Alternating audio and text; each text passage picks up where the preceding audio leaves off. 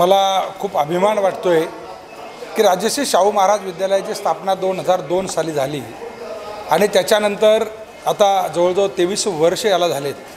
ह्या 23 वर्षामध्ये विद्यालयाचा आलेख हा वाढता राहिलेला आहे।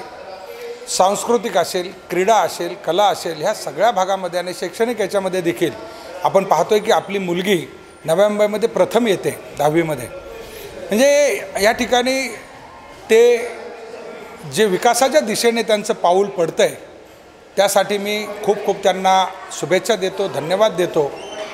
आणि आज विशेष मला बघायला भेटलं की लहान विद्यार्थ्यांनी ओव्या, पोवाडे आणि शिक्षकांनी शाहू महाराजांच्या जीवनपटाबद्दल सामूहिकपणे या ठिकाणी जे भाष्य केलं ते खऱ्या अर्थाने शाहू महाराज विद्यालयाने ज्या विचाराने ही घोडदौड या ठिकाणी सुरू केली होती त्याच्या परिपाक होताना दिसतोय। त्यामुळे त्या शिक्षकांचं देखील मनपूर्वक मी कौतुक करतो।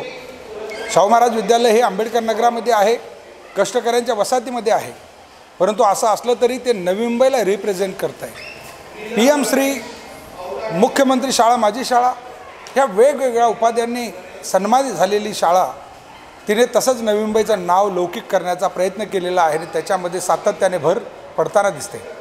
आपण 100हून अधिक मुलं या ठिकाणी 80% अधिक मार्क्स मिळवत आहेत, 95%, 90%। तर हे शिक्षणाचं देखील एक चांगल्या प्रकारचं काम या ठिकाणी चाललेलं आहे। आजच्या दिवशी सगळ्यात चांगली गोष्ट अशी आहे की आमच्या 6 शिक्षकांनी आपल्या मुलांना या ठिकाणी ॲडमिशन घेतलेलं आहे। म्हणजे आम्ही नेहमी टीका करतो की तुम्ही तुमच्या मुलांना घेऊन ठेवा ना इथं, आणि खऱ्या अर्थाने आज ह्या 6 शिक्षकांनी आपल्या मुलांना वेगवेगळ्या वर्गामध्ये या ठिकाणी दाखला घेतलेला आहे। त्यामुळे मी त्या सगळ्या शिक्षकांचं देखील मनपूर्वक कौतुक करतो। महापालिका आयुक्तांनी देखील, शिक्षण अधिकाऱ्यांनी देखील त्यांचं त्या ठिकाणी कौतुक केलं पाहिजे, अशा प्रकारचं आव्हान केलं पाहिजे। आजचा दिवस समता दिन म्हणून साजरा केला जातो आहे आणि समता त्याच वेळेस आपल्याला दिसेल की ज्यावेळेस शिक्षकाची मुलं देखील ह्या शाळेमध्ये येतील, फक्त कष्टकऱ्यांची नाही। आणि त्यामुळे आज खऱ्या अर्थाने इथे समानता आल्यासारखं मला वाटतंय। मी त्यांचं सर्वांचं मनपूर्वक कौतुक करतो। शाहू महाराज विद्यालयामध्ये या ठिकाणी शाहू महाराज जयंती ज्या मोठ्या प्रमाणात साजरी केली, शाहू महाराज जयंतीच्या देखील हार्दिक हार्दिक शुभेच्छा आपल्या चॅनलमार्फत देतो। आता मी कान उघडणी म्हणणार नाही त्याला की आम्ही कसे कारणीभूत आहोत। ज्या मुलांना मराठीतून शिकवलं जातं आहे ते हिंदी भाषेची मुलं नवी मुंबईमध्ये पहिला क्रमांक पटकावत आहेत आणि ज्यांना मराठीचे चांगले शिक्षक आहेत, मराठी शाळा आहे, असं असतानाही ते तिथपर्यंत जाऊ शकत नाही। म्हणजे हा जो कर्मदरिद्रीपणा त्यांच्यामध्ये आलेला आहे त्या संदर्भात मी ते दुःख व्यक्त केलेलं आहे।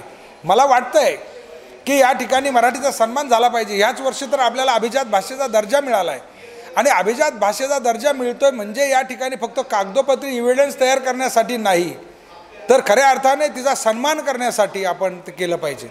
बोलीभाषा वेगवेगळ्या असू शकतात। आपलं हे शहर कॉस्मोपॉलिटन शहर आहे। ह्या शहरामध्ये देशातल्या विविध राज्यातनं लोक येत आहेत। त्यांच्याशी बोलीभाषा करताना काही कन्नडीमध्ये बोलावं लागतं, काही हिंदीमध्ये बोलावं लागतं, काही मल्याळममध्ये बोलावं लागतं आहे। परंतु हिंदी ही कॉमन असल्यामुळे हिंदीमध्ये मोठ्या प्रमाणामध्ये बोललं जातं आहे। परंतु शिक्षणाची भाषा जी आहे ती संस्कृती टिकवणारी भाषा जी आहे ही या ठिकाणी राज्यिक जे ज्याला म्हणतो की आपलं प्रांतिक ज्याला स्वाभिमान म्हणतो तो टिकवणारं जर संस्कृती टिकवणारं असेल तर ती मराठी भाषा या ठिकाणी शिक्षणाच्या माध्यमातून फक्त या ठिकाणी महापालिका शाळेमध्येच नाही तर खाजगी शाळेत देखील सक्तीची झाली पाहिजे आणि तिच्या मार्फत शिक्षण दिलं पाहिजे।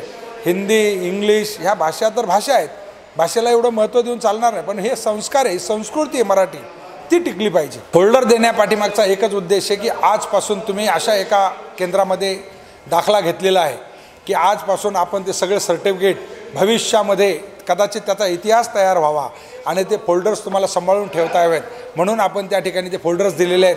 कारण त्यांची मुलं भविष्यामध्ये एवढे सर्टिफिकेट मिळवणार आहेत, खेळामध्ये मिळवतील, सांस्कृतिकमध्ये मिळवतील, शिक्षणामध्ये मिळवतील आणि त्याचं जतन करता यावं म्हणून आपण प्राथमिक स्वरूपामध्ये त्यांना ते फोल्डर दिलेले आहेत। लेटेस्ट अपडेट्स और ताजा तरीन खबरों के लिए TV1 इंडिया लाइव को सब्सक्राइब कीजिए और नोटिफिकेशन पाने के लिए बेल आइकॉन को दबाना मत भूलिए।